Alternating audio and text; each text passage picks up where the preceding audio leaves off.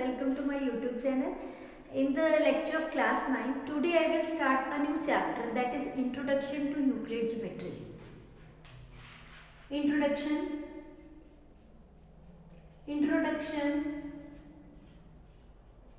to Euclid Geometry. Euclid's geometry. You all know what is the meaning of geometry.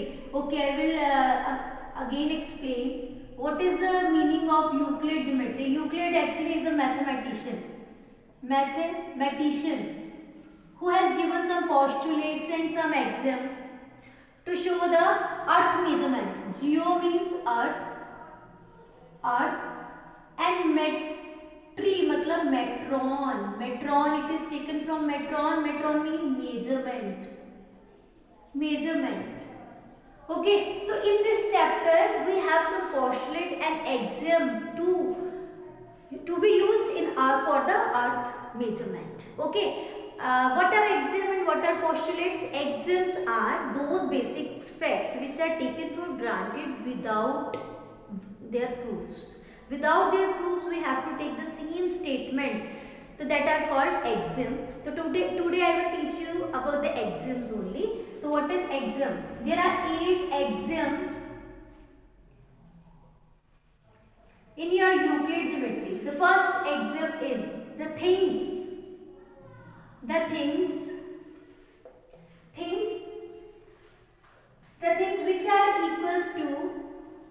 which are equals to the same thing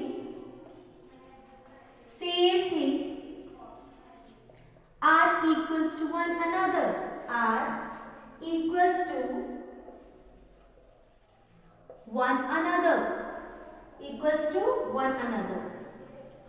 This is the first axiom. Axiom says that if A is equals to C, that is, if A is equals to C, B is also equals to C, we can say that A is equals to B. This is the first axiom. If things are equals to the same thing, then same things, they are equals to one another. Okay, come to the second axiom. Second axiom is if equals are added to equal, if equals are added to equals, then the wholes are equal. Then wholes are equal. Okay, wholes are equal. That is, if A is equals to B, we have to add the same number. That is A plus C is equals to B plus C. Then the numbers made by adding the same number, that both are equal. This is the second axiom. Come to the third axiom. Third axiom is if equals are subtracted from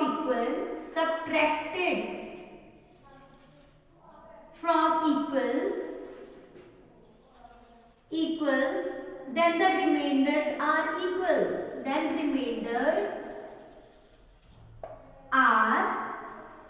equal. Question says that the axiom state that if A is equals to B, we have to subtract the same term from both of these. Then these two remainders, after subtracting the number which we get, they both are equal. Okay, come to the fourth axiom. What is that fourth axiom? Fourth axiom is the things which coincide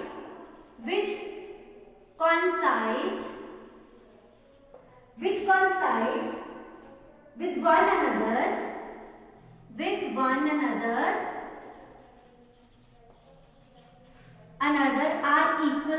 another are equals to one another.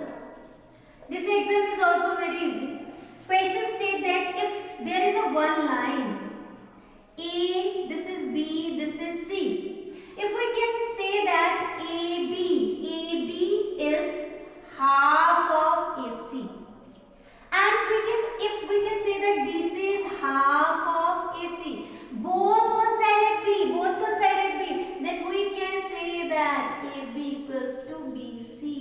So this is the axiom, says that if two terms are coincide with the same term, the both are equal.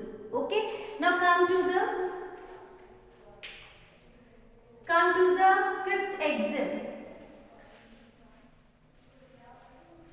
Fifth axiom is the whole is greater than the part. Yes, the whole term, the full term, naturally that is greater than the part. This is true.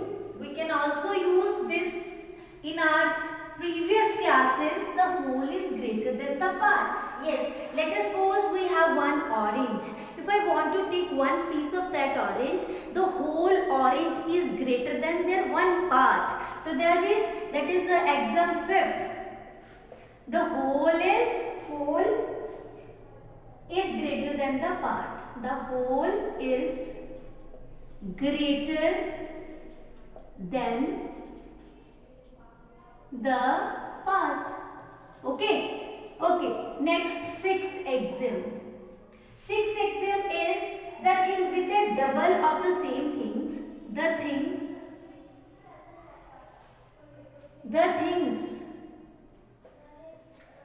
which are double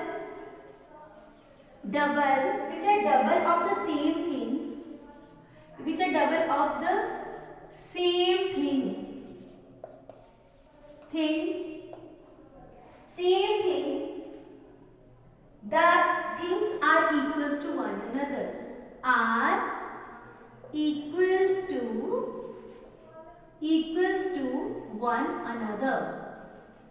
This is the sixth axiom. If two things are equals to the things which are double to the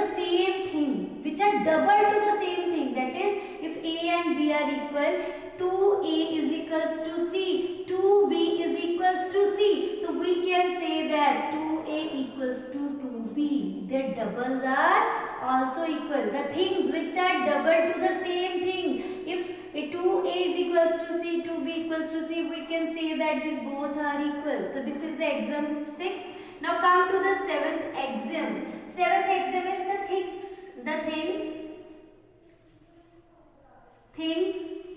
which are half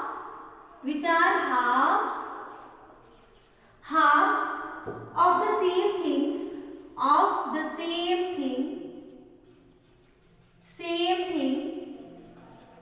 are equals to one another,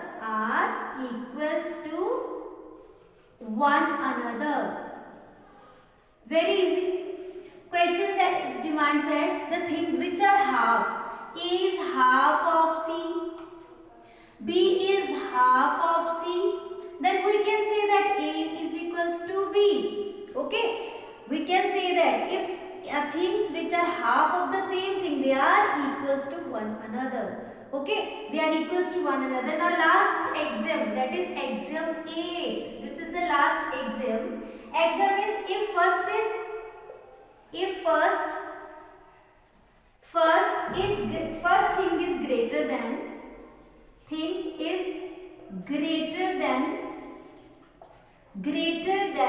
second, and second is greater